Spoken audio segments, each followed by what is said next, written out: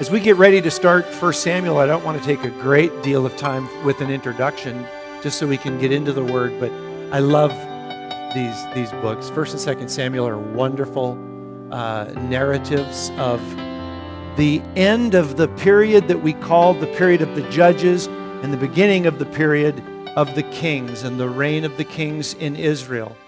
And Samuel, the one who these books are named after, is the last of the judges. He was an incredible man. He had an incredible beginning, and he had an incredible life and an incredible ministry. But more than that, he had an incredible statement made about him by God. And this is something that you may not remember readily, but if you've ever studied through the book of Jeremiah, and by the time Jeremiah came along and his prophetic ministry happened, Samuel was long since gone. But God spoke to Jeremiah about Samuel, and he coupled him with the man Moses, and in a most incredible statement. And here's what God said. Now, you guys know what was going on. At the time of Jeremiah, great apostasy, great evil and wickedness in the nation of Israel, and God basically sent Jeremiah as a prophet to the people to say, it's all over except for the crying, basically, Nebuchadnezzar is coming, he's going to take over, he's going to demolish the city, and you're going to be taken into exile. Wonderful message. Wouldn't you love to have been Jeremiah? But there was a point at which God said, don't intercede anymore for the people, for the nation of Israel. He was telling Jeremiah, don't intercede anymore because I've made up my mind. This is going to happen. Now, here's what God said. Listen to this. He said, even if Moses and Samuel were to cry out to me, I would not listen. I've made up my mind. This is going to happen. I thought about that. I thought, he said, even if Moses and Samuel cried out to me. That puts those men on a pretty, well, it's a pedestal in my mind anyway, of just the kind of intercessors that they were. Moses, humble man, got down on his knees and prayed for the people of God. Samuel, same kind of a guy, prayed for God's people, loved God's people, was offended when God's people rejected the Lord, God had to speak to Samuel and say, hey, listen, buddy, don't be offended. It's me they've rejected, not you. But that was just Samuel's heart, Loved the people, prayed for the people. So much so that God would say hundreds of years later, even if Moses and Samuel prayed, I wouldn't listen. Wow. And what we're going to see here, at least in the section here that we're going to cover tonight, is we're going to learn about the birth of Samuel and the circumstances around that birth. And Samuel is going to remain a small boy, at least in our study that we get through here tonight. But the circumstances surrounding his birth are quite amazing. And it begins in 1 Samuel chapter 1 this way. It says, there was a certain man of Ramathaim Zophim, and by the way, that means Twin Heights, go figure, of the hill country of Ephraim, whose name was Elkanah. Elkanah means God has created. And then it gives us kind of his pedigree, if you will, his history, his background, his family. He was the son of Jeroham, son of Elihu, the son of Tohu, the son of Zuph. And it says he was an Ephrathite. And in the lineages, by the way, in 1 Chronicles, we find out that Elkanah was of the tribe of Levi. So being a Levite would mean he was in the priestly line.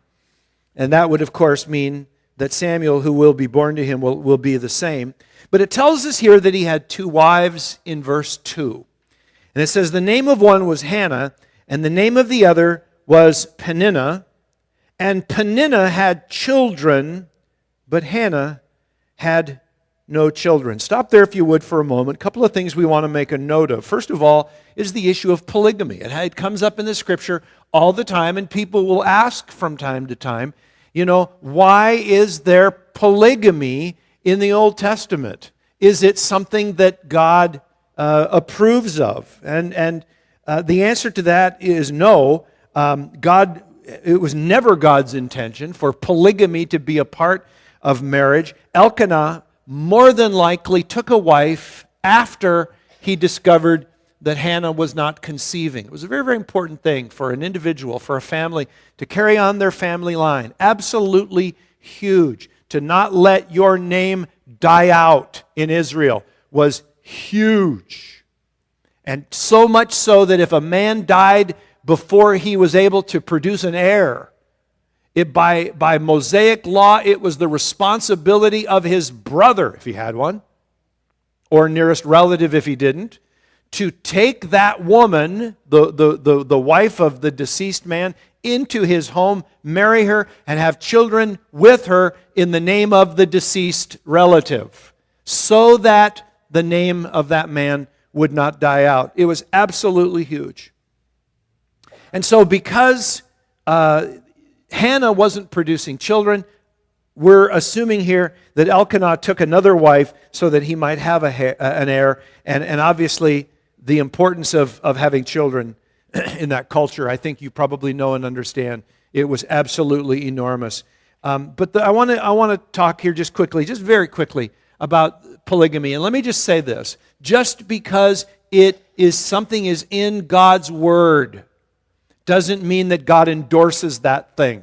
It is an immature conclusion for a person to come to say that because something is in the Bible, God approves it. I've come up against those arguments, and usually they're brought up by unbelievers. Although it's possible for a new believer to make the same error, to quote something from the Bible, to say, well, in the Bible, for example, later on here, in the books of Samuel, we're going to read that when Saul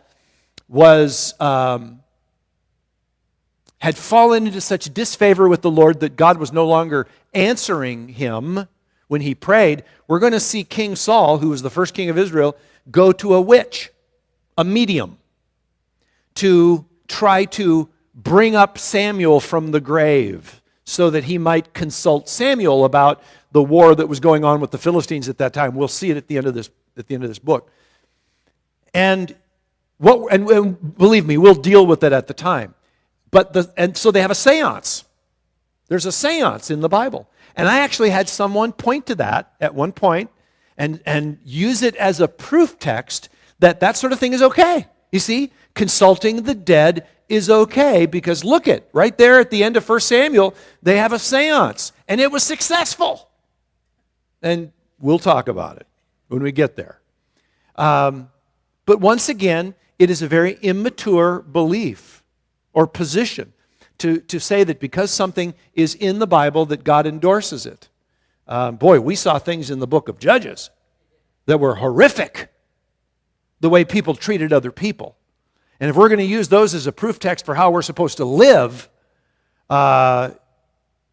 you might want to be looking over your shoulder because the police might be coming to your door. I mean, there's flat-out illegalities that go on, even as if it were done in our country today. So, there's a great deal of difference between the Bible telling about something and the Bible teaching something. Do you understand? What does the Bible teach? Does the Bible ever teach a man to have multiple wives? Never. Not once.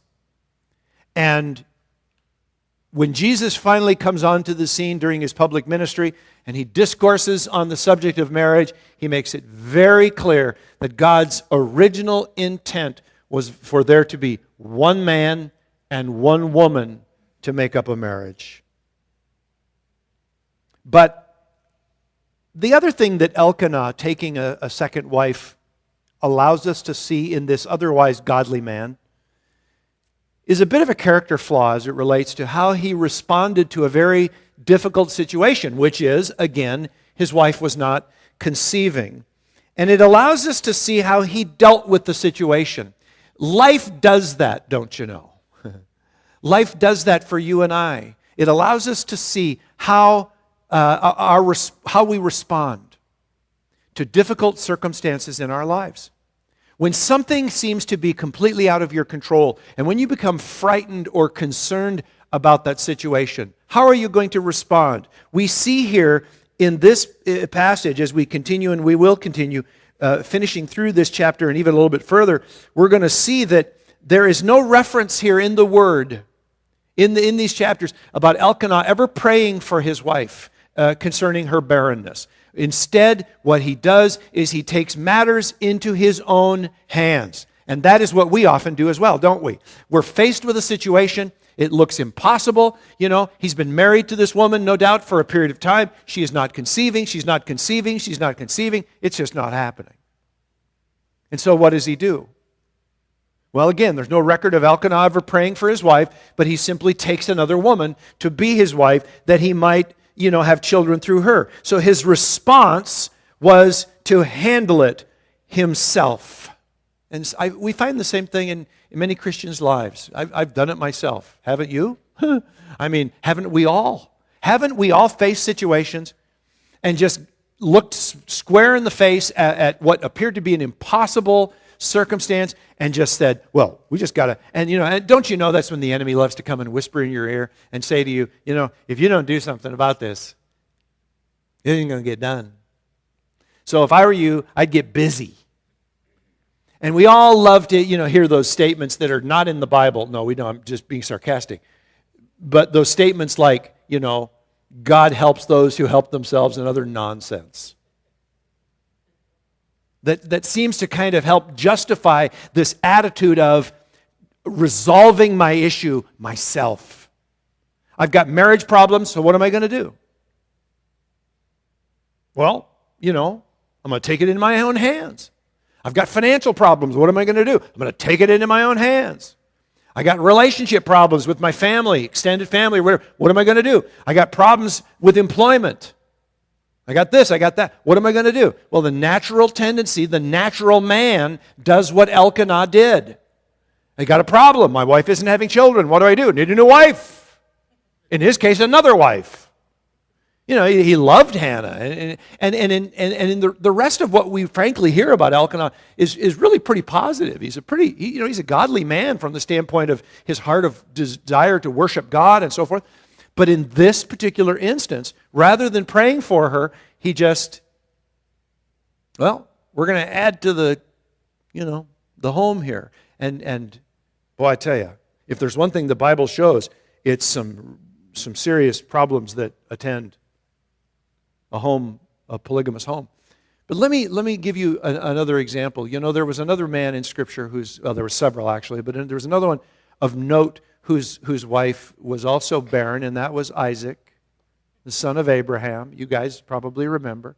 Married Rebekah, and she wasn't having children. And he saw that it wasn't happening. And back in those days, there were no fertility clinics. There were no, doctors you could go to, and there was nothing they could do beyond the natural means of conceiving, and it wasn't happening. It was out of his hands.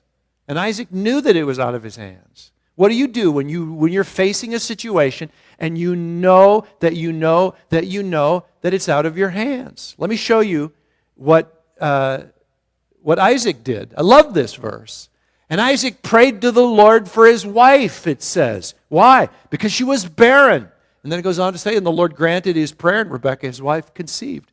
Now, it may not always happen exactly that way. When you pray about something, you get an immediate answer, or at least as immediate as it might sound in this particular passage. That's not the point. The point is what Isaac did. It's not really what the Lord did in response. It was Isaac's heart that I want to really highlight here. Isaac was a man of prayer. Isaac was a man who knew and understood that when he was facing a situation, and by the way, ladies, just a little tip, guys don't like to face situations for which they have no answer, okay? Just so you know that. And one more thing, ladies, when guys are facing a situation for which they have no answer, they get angry. And they start throwing things, usually. That's the way guys respond to pretty much any stimulus in life. They pretty much get angry. And, when they're afraid, they get angry. When they're angry, they get angry. When they're frustrated, they get angry. And it's a guy thing. I'm not excusing it. But it's kind of funny because Rebecca became pregnant. She had 2 boys, Esau and Jacob. Jacob faced the same thing. He married the love of his life, and she too was barren. And he didn't respond like his daddy did. He didn't respond. You know what he did? He got angry. She came to him and she said, "I want a baby." As if he could do anything about it himself. Now, if he'd have taken his daddy's cue, what would he have done? He would have dropped to his knees. He would have said, "Sweetie, give me your hand. Let's pray." Right? But you know what Jacob did? You can read about it. He snapped at her. He said, "Am I in the place of God? I can do anything about it? What are you coming to me about it for?" It's a guy response. It's not excusable, but it's a guy response. Because we don't like to feel out of control. I'm not saying that women do, but particularly men who are occupational anyway don't like to feel like they're useless, don't like to feel like there's nothing they can do about a situation. So when they're facing something for which there's nothing they can do, they immediately become frustrated. But I love the example that Isaac gives us. He's a man of prayer. I wish Elkanah would have been a man of prayer in this respect too, because it appears as we go on with the story that God was determined to give them a child. Not just one, too, but several. She ends up having like 6 babies, at the end of this thing. But so God was very gracious, and he longed to be gracious in the situation. If only Elkanah would have responded in faith. But again, you and I have a choice every time we face a situation that we can't control. We can give it to God in prayer, we can trust Him, or we can do like Elkanah. We can take matters into our own hands. Need a new wife, need another one. Let's just add to the chicken coop. I'm sorry, I shouldn't have submitted that. You know what I'm saying. We'll just add to the thing here, and we'll just keep going and so forth. And here's the problem. Here's the problem with what Elkanah did. It worked. It worked. That's the problem. Wouldn't it be great if every time we stepped out on our own, it didn't work? Wouldn't it be wonderful if every time we stepped out on our own, we fell flat on our face and there was absolutely, no fruit or good that could potentially even come from it, and we'd all kind of go, "Oh, well, yeah." But sometimes God allows us to step out in disobedience, and what we do actually temporarily works. But you guys know the problem.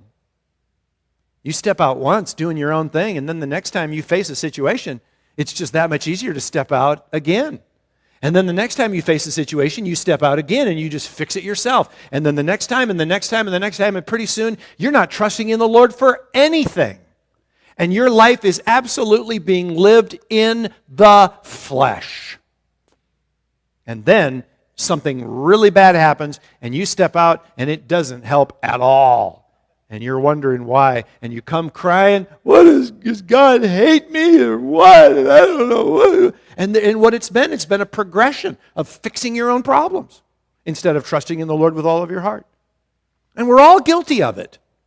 The question is, are we willing to kind of recognize it and repent and stop? Get your hands out of the cookie jar and stop trying to fix your problems yourself and trust in God to take care of it. Let's keep reading.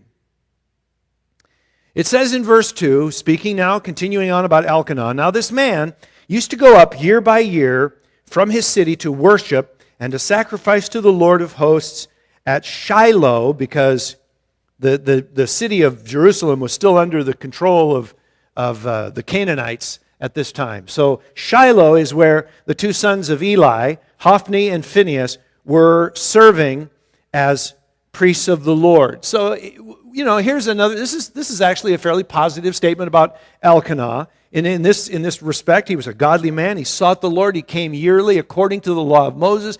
He was to go yearly, and it was about a 15-mile journey for him from his home to Shiloh. And he came regularly to worship, regularly to offer sacrifices. It was an annual sort of a thing.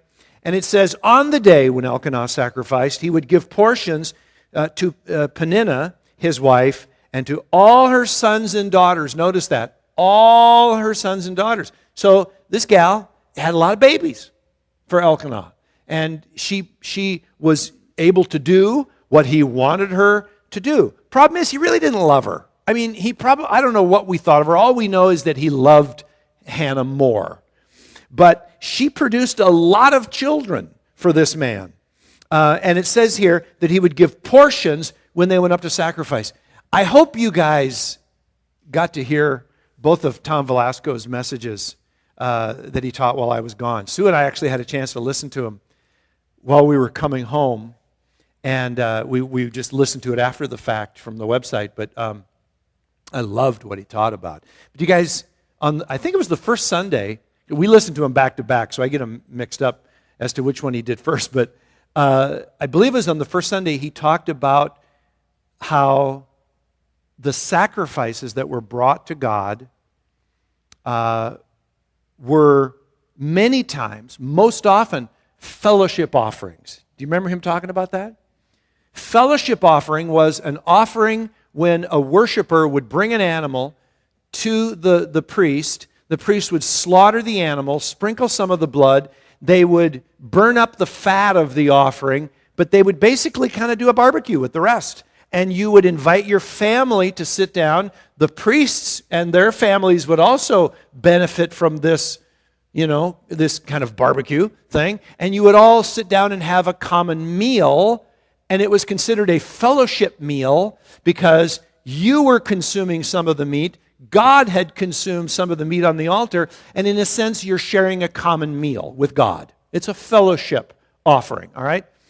This is what's going on here in 1 Samuel when it says that he gave portions to his wife Peninnah and all of her children. They were sitting down and they were partaking of the fellowship offering. All right? Well, goes on to say in verse 5, but to Hannah he gave a double portion. Why? Because he loved her, though the Lord had closed her womb. Elkanah is a typical guy. I mean, he is a guy's guy. He's going to try to make up for all these things, by giving her more to eat. I'm not sure how successful. I don't think it was successful at all, but he's just a guy. He's trying to do what he can do. It's like, honey, notice that Peninnah got one steak, you get two, sort of a thing, and more baked potatoes and stuff like that. And he just, I'm not sure you want to do that with your wife. But he's doing what he can. He's doing what he can to show her, I love you. You're special to me. And that's what he's trying to say. We guys, ladies, I knew this was going to be a little bit of a talk on marriage tonight. Can I just tell you something, ladies? We men, we're the dumbest lovers in the world, okay? I mean, we try and we try and we try and we fail and we fail and we fail. I mean, we guys, oh my. And women, I don't know, the younger ones anyway, they're hoping that he's going to get it right. And then they get older. And they realize that we really don't have the goods. And we try our best, and we try. And pretty soon they get to the point where they go, you know what, I love you because you try. But we're idiots for the most part. And it's like, honey, here's a steak. I just love you. And that's Elkanah. In fact, he's going to say something else here, really dumb. Just a real guy thing, But that's just the way things are. So he gives her double portion. But you know what? It doesn't help because in verse 6 we find out that her rival, and of course that's Peninnah, used to provoke her. And I want you to notice here in the ESV, the word that is used to describe that provocation is grievously. She provoked her grievously. Your Bible may have a different word, but and you'll notice it even tells us why. It was to irritate her. It was just to irritate her. And she would, I don't know what she said, but do you guys understand that in that culture, a woman who didn't conceive was considered to be cursed of God? She was considered to have some secret sins for which others were not aware except for the fact that this woman was obviously not conceiving children. Therefore, the conclusion was clear in most people's minds. This is a cursed woman. And so who knows, how cruel Peninnah could have been to Hannah. But it says she grievously provoked her, simply to irritate her. Because the Lord had closed her womb. I want you to notice this was not a one-time thing. This wasn't a two-time thing. This wasn't a three-time thing. Look at verse 7. It says, so it went on year by year. This is going on. As often as she went up to the house of the Lord, she used to provoke her. Therefore Hannah wept, and she was so upset. And ladies, you know what this is all about. She was so upset she couldn't even eat. It completely just took away her appetite because she was in such a state of grief. And here's where Elkanah tries again. Boy, poor Hannah. But Elkanah comes, her husband says to her, Hannah, why do you weep? And you got to wonder if he's been living in the same house. Why do you weep? And why do you not eat? Just eat. Why is your heart sad? And then look at this statement. Am I not more to you than 10 sons? He's basically asking the question if his love for her isn't enough. Sweetie, isn't my love enough? Aren't I worth more than 10 sons to you? She's gracious not to answer. She just kind of holds her tongue here. She doesn't want to make matters worse. But he really doesn't understand the depth of her pain. He's trying to do what he can. But this is the point where Elkanah should be praying for his wife and not trying in vain to say dumb men things. He should, guys, this is where we need to take our wives by the hand and say, sweetie, let's pray. Oh yeah, but we did that already. Fine, let's pray again. And let's pray again. And let's pray again. And let's pray again. Let's keep praying. Let's keep bringing this before the Lord. We don't know what God's going to do. But let's keep bringing it before God. Guys, we can't get tired of praying with our wives. We just can't. And for you guys that struggle praying with your wife, get over it. It's your job. It is your priestly ministry. Bottom line, I'm sorry, but that's just it. You don't get an easy, quick out on this one. You don't get a get out of jail free card. Pray with your wife. Pray with her. Get used to it. And I know there can be all kinds of issues. I counseled a couple of years ago, and we were dealing with this issue of, praying, and I realized it wasn't happening, so I sent him home with some homework, and I said, I told him, I want you to go home and pray with your wife. And they came back a week later, and I said, well, how's the prayer going? And she kind of rolled her eyes, and he just kind of looked at me with a blank look. What's up? Did you pray with your wife? No. Dude, I told you to pray with your wife. Pray with your wife. It's just you and her. I mean, good grief. This is the woman with whom you should be intimate in every capacity. Not just physically. Marriage is intimacy on every level. Emotional intimacy, spiritual intimacy, and so on and so on and so on. Turned out, we talked for a while. Turned out that, way early on in their marriage, he prayed in front of her, and she kind of corrected him. And he basically said at that point, I'm never going to pray again in front of her. I understand those things, okay? I understand the emotional stuff that can go on that can cause a person to kind of just shut down and say, well, you know what? But we get our feelings hurt and we stop being obedient to God. That's the bottom line. A priest, and men, you are the priest of your home. You are the leader of your home. You are the head of the woman as Christ is the head of the church. And as Christ ever lives to intercede for the church, you are to intercede for your wife and your family. Pick up her hand and pray with her. It's just, you got to do it. I know it's not comfortable sometimes. but it's something that needs to happen. And Elkanah should have been doing it right here. Verse 9 says that after they'd eaten and drunk in Shiloh, Hannah rose. Now Eli the priest was sitting on the seat beside the doorpost of the temple of the Lord. By the way, this is our first introduction to the man Eli. And you know, Eli, I got to tell you, I have a soft spot in my heart for Eli. He was basically a good man.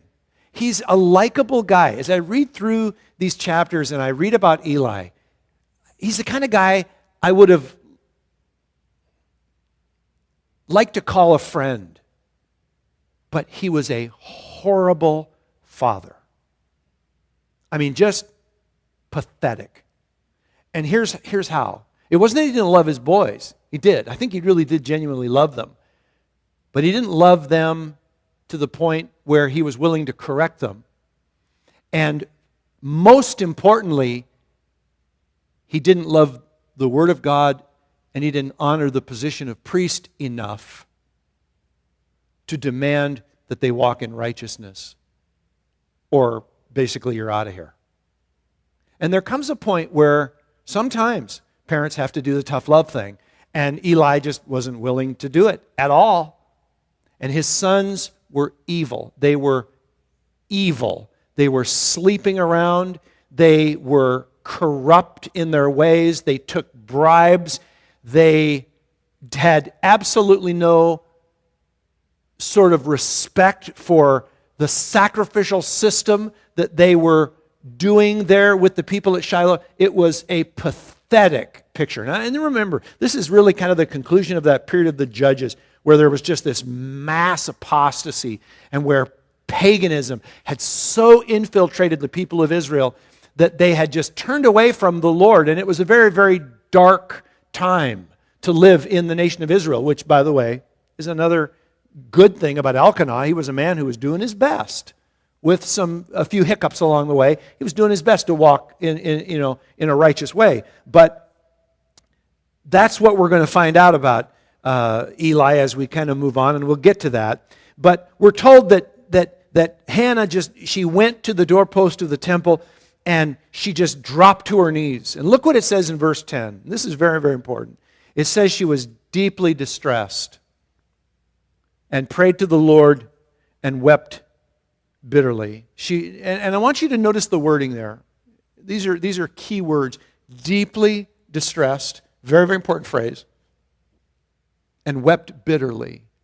Again, very illustrative of what's going on in this woman's heart. This is the kind of praying that comes from a broken heart. A heart that is just absolutely destroyed. She has been enduring the ridicule and mocking of Peninnah for years. She has desperately wanted a child, and nothing has come from it. And she's a broken woman. Her husband loves her, yes, but there is just this hole in her heart. And you know, it's funny. I look at that phrase again in verse 10, deeply distressed, and I see, and this gives us a character sketch of now the woman Hannah. We've seen a character sketch of Elkanah. Again, pretty good guy. Some hiccups along the way, but pretty good guy. Trying his best to walk with God. Now we see this picture of Hannah, deeply distressed. And what do we find Hannah doing in her deep distress? We find her falling on her knees and praying, don't we? Here's what I have found as a pastor, not only in my own life, but in the lives of people that I've observed. I find that they will pray when they are mildly distressed. I find that people are a little less willing to pray when they are moderately distressed. And I find that they are unwilling to pray when they are deeply distressed. That's what I've found. It's sort of an interesting sort of a deal, isn't it? We'll pray up to a point. But when deep distress comes into our lives, we usually kick prayer to the curb. And that's when we either throw up our hands in discouragement and hopelessness, or we take matters into our own hands at that point, usually, when we're deeply distressed. And we begin to do our own personal flavor of problem solving. There's a model, and so I'm showing you this to say this model that Hannah is giving us is a very godly model. It's a very good model. It's the same model that Jesus gave us. Do you guys remember? The Garden of Gethsemane was arguably as hard on Jesus as was the cross. I mean, to the point where he believed that he would die right there in the garden from the pressure and the difficulty of what he was carrying. To the degree that the Son of Man would cry out to his Father and say, Lord, if there's any way, let me paraphrase that. If there's another way, that's what he was saying. If there's another way to get this job done, let's go that way, so that this cup might pass from me. But Luke records a most interesting statement about the suffering of Jesus in the garden. I want to put it on the screen for you. Very simple. And being in agony, the ESV says, he prayed what? More earnestly. See, that's the same example that we're seeing here in Hannah. She was in deep distress, and so she dropped to her knees. Jesus was in agony, and instead of throwing up his hands or accusing God and saying, God, I've prayed and I've prayed and I've prayed, and you're not listening. I've had it with you. I'm done. I'm done with this Bible church garbage. And I'm going to go my own way and do my own thing. Which has happened. Instead of that, prayer gets turned up to a fever pitch, praying more earnestly. That impresses me. I don't know about you, but it impresses me. Because I know my flesh. My flesh is to go the opposite direction.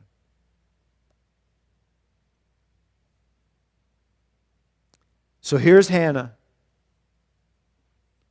We're at verse 11. It says that she vowed a vow, and that was no small thing in Israel. She vowed a vow. She said, O Lord of hosts, if you will indeed look on the affliction of your servant and remember me and not forget your servant, but will give to your servant a son, then I will give him back. I'll give him back to you. I'll give him to the Lord all the days of his life, and no razor shall touch his head. That is truly an amazing prayer, is it not? For starters, it shows faith. By taking this thing about which she cares so deeply, so passionately, and she lays it at the feet of God in prayer. Again, she's a praying woman. That's the first thing it shows us about Hannah. As I said before, she's a woman of prayer. She could have just cursed God, complained about his motives, rejected him in exchange for a miserable life of bitterness, but instead she decided to pray. Secondly, we see that her motives are exposed in this request. She doesn't just ask for a baby. God, I want a baby. I want a child. I want you to notice what she does here. She asks for a baby that she can give to God. She asks for a baby that she can give back to Him. And one of the reasons, and there's some clues in her prayer that help us to understand this a little bit. Hannah recognized that her life, hear me now, Christians, this is really important. Hannah recognized that her life was not hers to simply be happy or for her own enjoyment. She recognized something about her life. She recognized it belonged to God. It was for Him. It was to be lived unto Him. And here's what you may not see in this passage. Did you notice that 3 times in this prayer she calls herself your servant?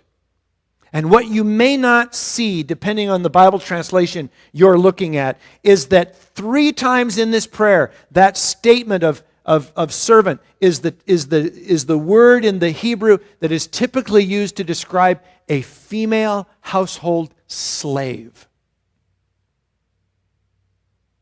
She is humbling herself before God, and she is recognizing in her attitude of prayer, my life isn't just for me. I want this as much for you. If you would allow me to produce this child, I will produce this child for you, God. Because my life is for you. My life, we Christians, God has no problem with you and I being happy. But we Christians, we've taken up the call of the world, haven't we? We talk about happiness like it's the goal of life. I just want to be happy. It's not about happiness.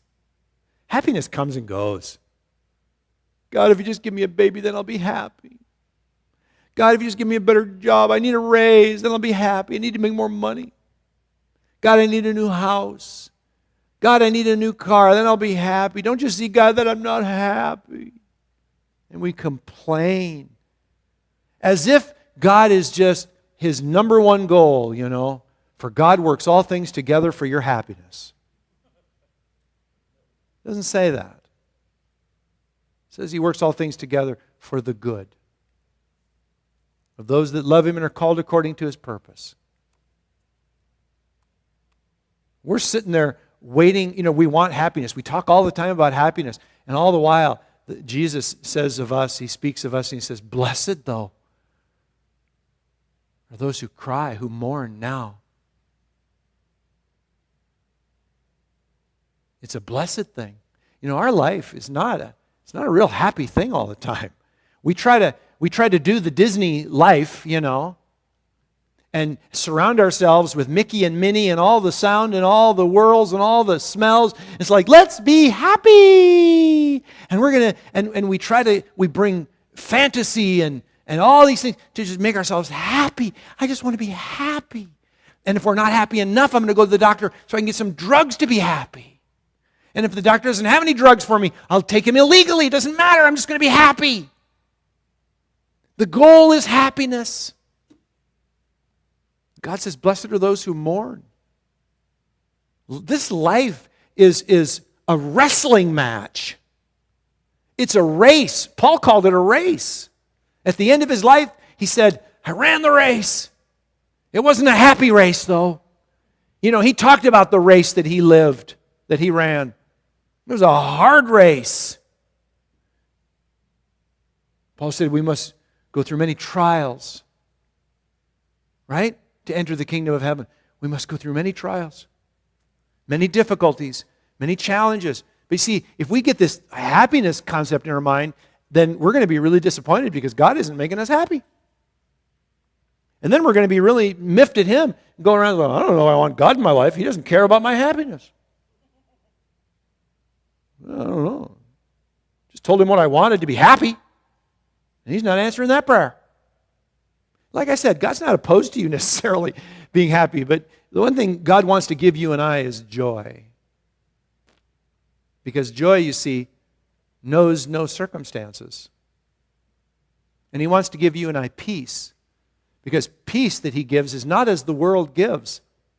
It's peace that goes beyond our human comprehension. What that means is essentially, we can't even figure out why we're peaceful. It's funny. It really is funny. Sometimes people will go through really difficult things in the body of Christ. And I mean really hard challenges. And we rush to their side to be by them and hold their hand and to be an encouragement to them. And you know what usually happens? It goes the other way. They end up being an encouragement to us. You know why? They're the one going through the problem. They're walking in the grace of God, and they've got peace. And we go there, it's like, we got to go help them. I got to go help them. I'm going to go be there. I'm going to be an encouragement. I got to be strong. Oh, God. Make me strong. And inside, I'm just dying. I'm dying to even just go to sit in this person's presence because of the difficulty. It's kind of like the friends of Job. They just sat for 1 week and didn't say a word because his suffering was so great. They should have stayed in that posture, by the way. But anyway, it's another Bible study. The point is, that sometimes we feel that way. And we find, though, that often people are walking in such grace for their circumstances that they have peace. I can't tell you how many times as a pastor I've walked away from attempting to minister to someone who's going through a hard time, and I got ministered to. I walked away going, wow, God, you are so good. Thank you, Lord, that I could experience that because I really needed that. I walked away just kind of going, woo, feeling light because, that person was experiencing such peace. The joy of the Lord in the midst of their service. And people will say sometimes, they'll go, you know what? I just got a call from the hospital and they gave me the test results and they weren't good. But I'm just overwhelmed with peace, they'll say. Or, my husband left and, he took all the money. But, God has just given me a peace to trust in Him. Lost my job.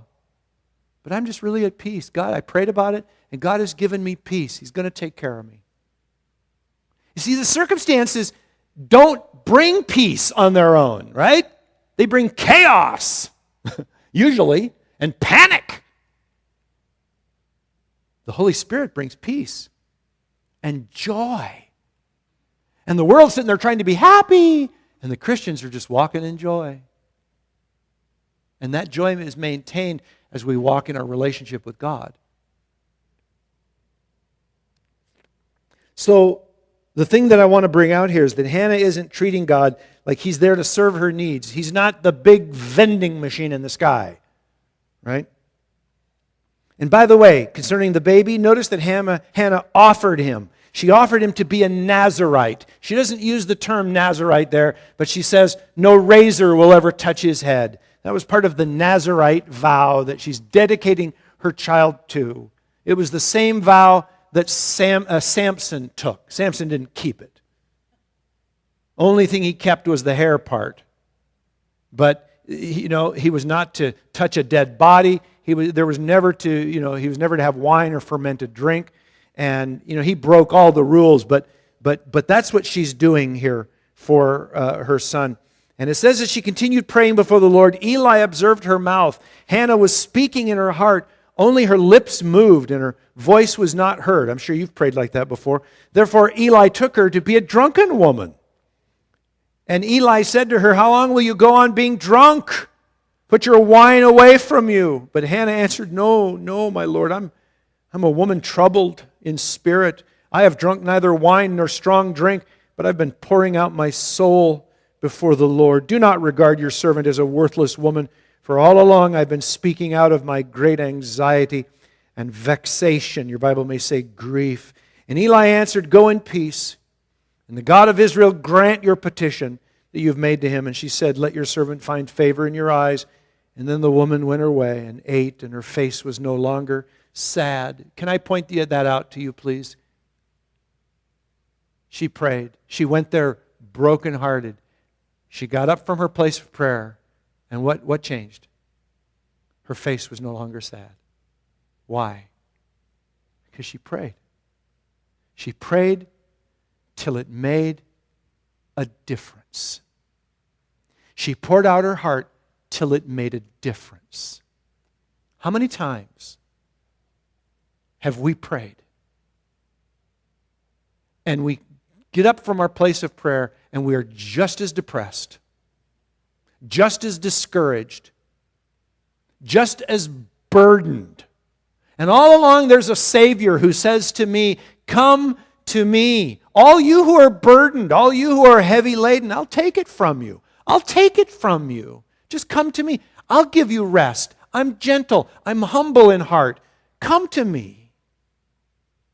And we come up from the place of prayer and we have no rest. And we have no peace. Why? Because we didn't pray till it made a difference. We didn't pray till things changed. And we didn't get up from the place of prayer with faith. And that is the key. Sometimes, you're not going to hear a voice. Sometimes the earth isn't going to quake. You're not going to see a hand writing on the wall or anything like that. You're just going to pray. You're going to lay it before God. Let me ask you a question. Is your God big enough? Is your God strong enough for your problems to take care of the issues that you lay before Him, to the point where when you get up from the place of prayer, you feel like you've done something? I gave this to my Father. I offloaded this burden. I put it on His shoulders. It was killing me. It's not going to kill Him. He can handle it. He bore the sin of the world on His shoulders. He can handle this too. And you get up and you go, there. Thank you, Lord. The burden is now on you. The proverbial ball is in your court. I was feeling so burdened, like it was my responsibility, it was my thing to fix. But I've put it on your shoulders, and I'm trusting you. And Hannah, it says, she got up from the place of prayer, and her face was no longer sad, because something dynamic happened when she rose from that place of prayer. She offloaded that burden and gave it to the Lord and came away and was able to breathe again. Sometimes you feel like you can't even breathe, don't you? You got a house on your chest. You can't even, you're scared to exhale for fear you won't be able to inhale again. Give it to God. They rose early in the morning and worshiped before the Lord, and they went back to their house at Ramah. And Elkanah knew Hannah, his wife, and obviously that's a euphemism for physical relations, and the Lord remembered her. And in due time, Hannah conceived and bore a son. And she called his name Samuel. For she said, I have asked for him from the Lord. And the man Elkanah and all his house went up to offer to the Lord the yearly sacrifice and to pay his vow. But that first year Hannah didn't go up. She said to her husband, as soon as the child is weaned, I'll bring him, so that he may appear in the presence of the Lord and dwell there forever. She hasn't forgotten. God answered her prayer, but she's not second guessing. She's not waffling, vacillating on her vow. Made a vow to the Lord. I'm going to give him to God, but I'm going to wean him first. And we know that many times they would wait until the child was 3 years old before the child was fully weaned. And I want you to notice Elkanah's response too. Elkanah, her husband, said to her, do what seems best to you. Wait until you have weaned him. Only may the Lord establish His word. And that reflects favorably on Elkanah. Here's why. In the law, there was a stipulation that if a man's wife made a rash vow that the husband was not in agreement about, he could nullify the vow without her experiencing any negative repercussions. But Elkanah shows by these comments that he was in agreement. He did not overturn her vow, and he was on board with this whole thing. So the woman, end of verse 23, remained and nursed her son until she weaned him. And when she had weaned him, she took him up with her, along with a 3-year-old bull, an ephah of flour, and a skin of wine, and she brought him to the house of the Lord at Shiloh, and the child was young. And then they slaughtered the bull, and they brought the child to Eli, and she said, Oh, my Lord, as you live, my Lord, I am the woman who was standing here in your presence praying to the Lord. You thought I was drunk, and I was crying out to God. For this child I prayed, and the Lord has granted me my petition that I made to him. Therefore, I have lent him to the Lord. As long as he lives, he is lent to the Lord, and he worshiped the Lord there.